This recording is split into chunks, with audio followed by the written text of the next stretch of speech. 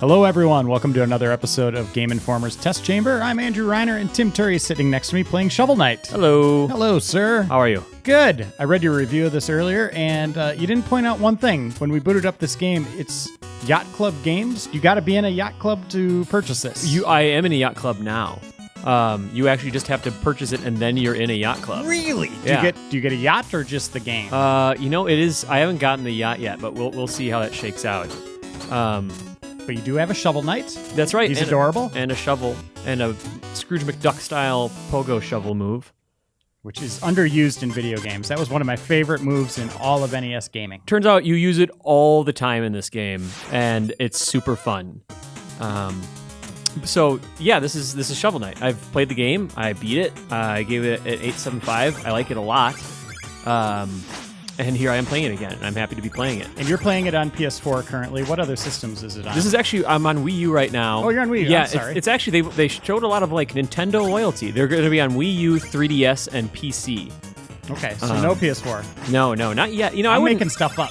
Yeah, we'll do it fast and loose. But you know what, honestly, this is just my personal speculation. If this game does well, and I don't know, maybe it'll come out on other things, but for now, it's a good reason to own a 3DS, and also it runs really well on Steam. I was just using it on our work laptop, which those aren't like powerhouses. No.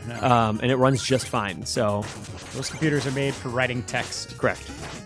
But it runs pretty well on there. So, but I mean, looking at it, obviously that is a pretty good segue into the style of this game. It's pretty simple. It's like a retro throwback, right? So one of the things you see a lot in these retro games is a broad color scheme. This one seems like they really narrowed it to maybe what was available on NES, maybe a little more than that. Maybe for this level, I think it's Death Knight is his level. They're very themed based on classic, like, oh, here's the fire level, and here's the ice level. And this one's a little bit more muted, I think, just to kind of seem spookier and Castlevania-y. Gotcha. But overall, yeah, it's a super colorful game.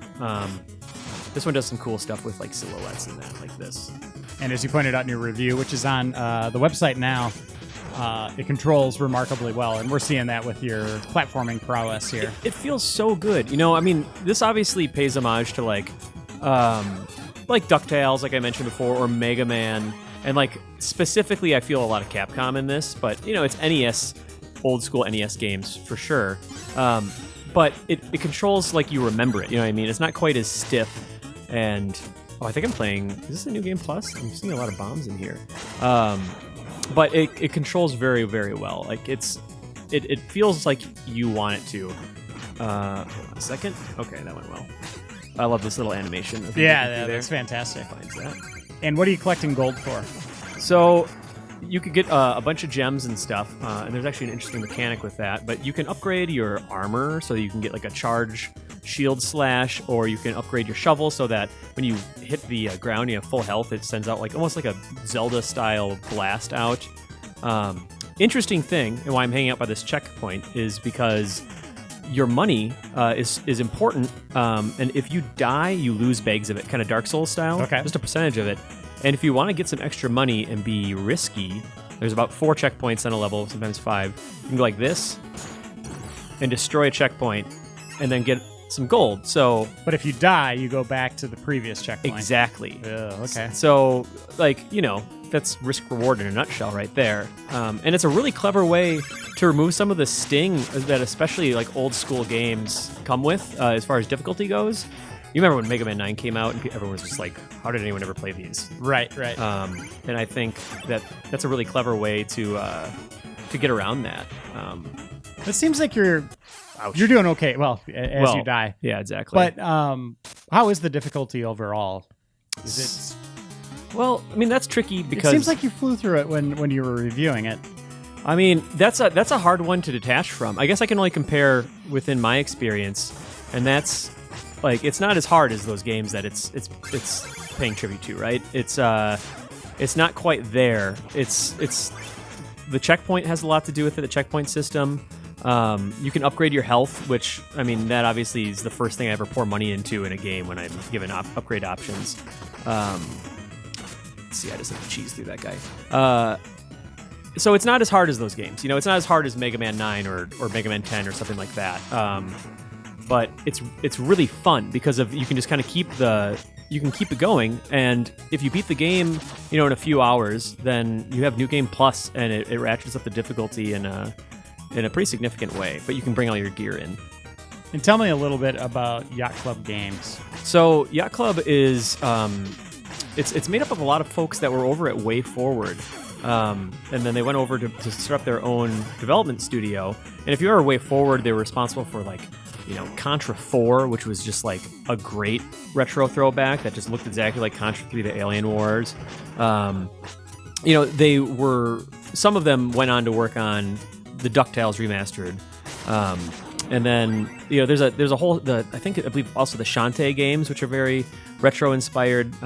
So they have a lot of retro love in that studio, and that went over to Yacht Club.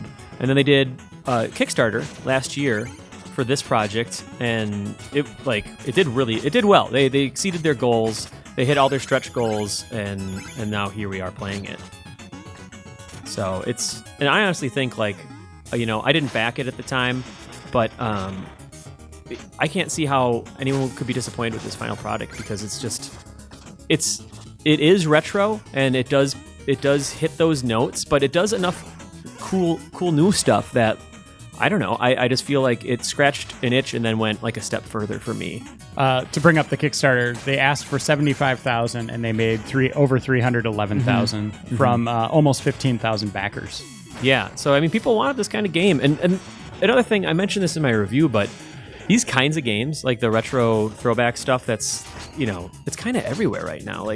You remember years ago when it used to be kind of a novelty, when you weren't seeing Mega Man 9 was this crazy thing, and right, and now it's kind of Hotline Miami, Papers, Please. Those are just a couple examples, but you can kind of throw a stone and see a game that's harkening back to these visuals and this style of gameplay, but they do it so well. And like I said, with adding new stuff, that it really just kind of it was really refreshing for me. So we made the dumb joke, or I did, about the Yacht Club and being on a yacht. People that pledged $5,000, nobody pledged it. There was going to be a yacht party. They had 50 spaces for a yacht party with for real? the Yacht Club. Reiner, maybe it's not too late. Maybe we can. Do you want to? How much is this game normally?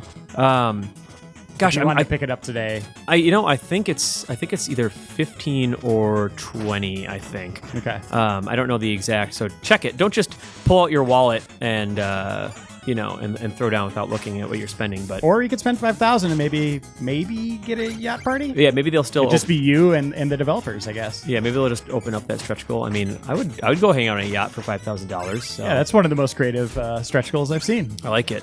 Another thing I want to show off too is hopefully I can get through this level without too much event. A boss. There's a little mini boss. Yeah. Again, I mentioned the. I really want to go down nice. there. I mentioned the Mega Man thing, and another thing that kind of takes a page from that series is their boss structure. There's 8 other knights that are all themed. So, like I said, I think this might be Spectre Knight, actually. I'm having trouble remembering his name. I love digging up these piles of gold. It's so oddly satisfying. But then there's Polar Knight, who's this weird Viking in the ice level that has a big shovel and he shovels snow at you and stuff. As a Minnesotan, I appreciated that. And then you have King Knight, who's just a kingly knight. Or Plague Knight, he's an alchemist that throws a bunch of potions at you and stuff. And that theme, the levels, it really matches the character and then the style of that character. They have a little bit of dialogue, which adds some color to it. Oh my gosh, hold on, sorry. I want to see a speed run in this level. Oh, this is insane. Yeah, this one, you really got to feel it out, but we're almost there. Okay, so there's the checkpoint system, and you killed that one, so it put an X through it. That's interesting. Yeah, they give you a sense of it. And the New Game Plus, you'll have I think it's about half as many checkpoints. But yeah, there's actually a surprising little bit of story in here. I don't expect a lot of story from these kinds of games. Mega Man, you were lucky if you got some in the beginning, and then you get some maybe at in the end. manual. Yeah, you'd have to look into the manual. But Shovel Knight is missing his old partner named Shield Knight, and I think he's kind of on a quest for her. And he dreams of her some nights after you defeat a boss, and there's like this little weird minigame style thing where she's falling through the air and you have to like catch her, and then he wakes up, and it's kind of sad. And there's some great story payoff for that I just really wasn't expecting from this game. So that was really cool. It's charming, it's simple, but it was more than I expected, and I really appreciated it for it.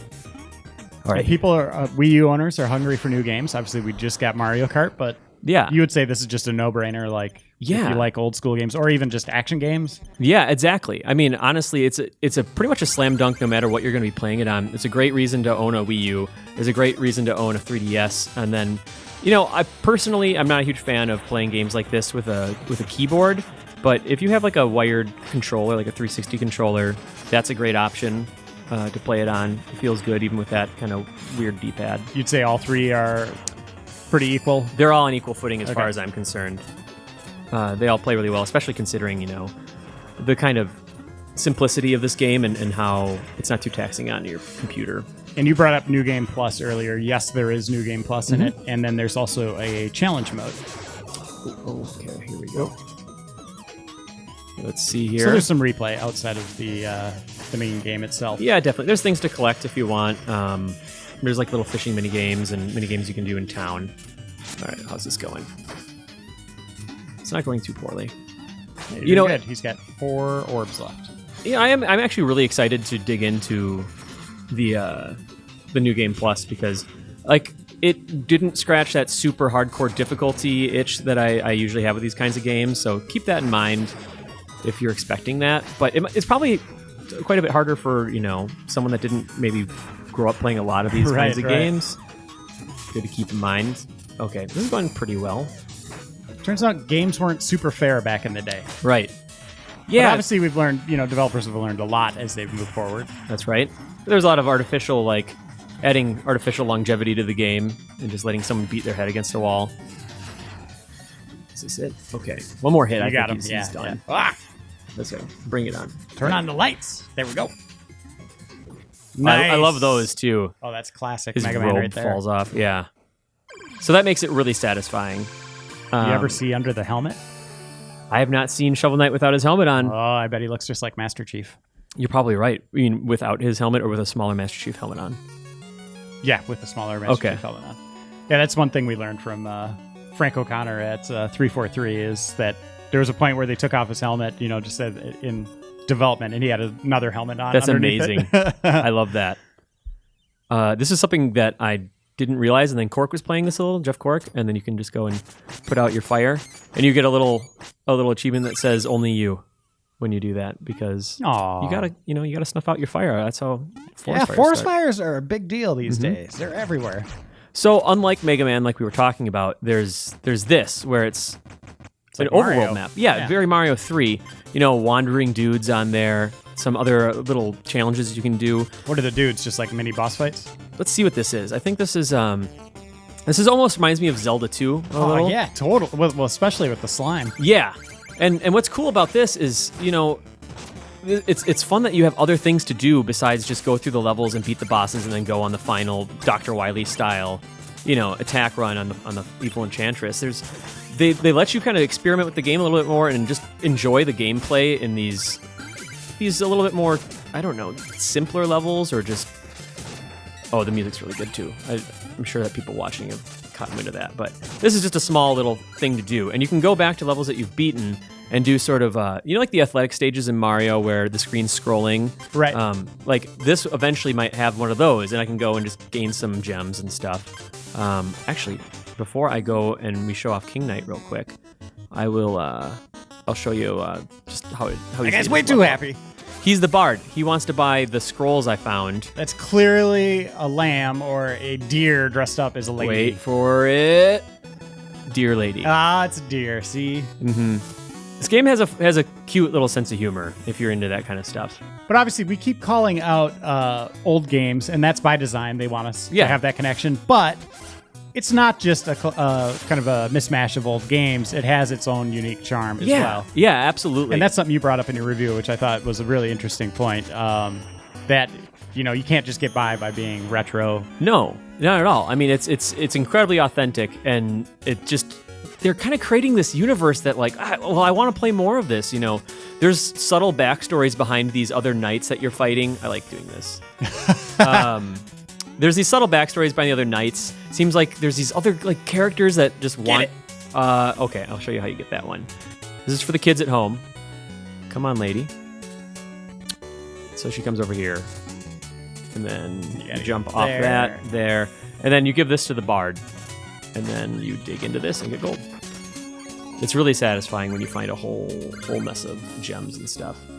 So, and then unlike Mega Man, there are choices to make as far as where you want to go, but it is slightly gated. Like I have to destroy these to conquer those castles before this lock will lift. But you can do it all if you want to, right? In the long run, you have to defeat every level, which I don't know why you wouldn't, because it's a blast. This level has a lot more color to it. The last level, yeah, for sure, it's really colorful in the long run. The last level is where the difficulty definitely ratchets up. Like I lost so many of my gems that I just wasn't carrying anything at a certain point. And there's the last boss fight does some cool stuff that I really liked. Okay, so this is very just classic Wade, but not quite as much trial and error or just like rote memorization as I remembered from, classic games. Right. And we're not going to go all the way through this level. We'll just show off a couple more screens here. Sure. This was the first level I played. This was I think this was a PAX demo. How far is this into the game? There's one intro area before you get to the first town, and then it splits open and you can go fight King Knight or I think Spectre Knight. And so this could be either the second or the third level in the game. Oh, here's another thing you can do. Oh! Yeah, you can deflect. That's awesome. And eventually, you can get armor that allows you to charge up your shovel by pogoing on enemies consecutively, and then you get like this charge shot, which is really helpful. And it's called the Shovel Blade. It is. One word, two That's caps. Right. That's right. Let's be bold. Tim Turry. There's something really satisfying about destroying that checkpoint. I don't trust that statue. Okay. And in New Game Plus, like everywhere there was food before is pretty much replaced with bombs. So I like that. So prepare for that. And this guy is a real jerk. They remind me of the little knights from Zelda 2. Again, like really tricky, so I just leave them alone. That's my strategy. Pro tip. Too bad you can't go to the next screen, bub. And again, I don't want to undersell like just how fun it is to just pogo on enemies all the time. It's a really fun mechanic. And if you haven't done that in a game, just download this and play it. It's super fun to do. And I don't know, it takes skill, and it's really satisfying, oddly satisfying. And what did you end up scoring it? Give it an 8.75. That's a very respectable score. They did it. And it's out now, right? Yeah, people can get it, download it, and let us know what you think about it. So there you go. Turn off this silly video and start playing, people. We'll see you next time on Test Chamber.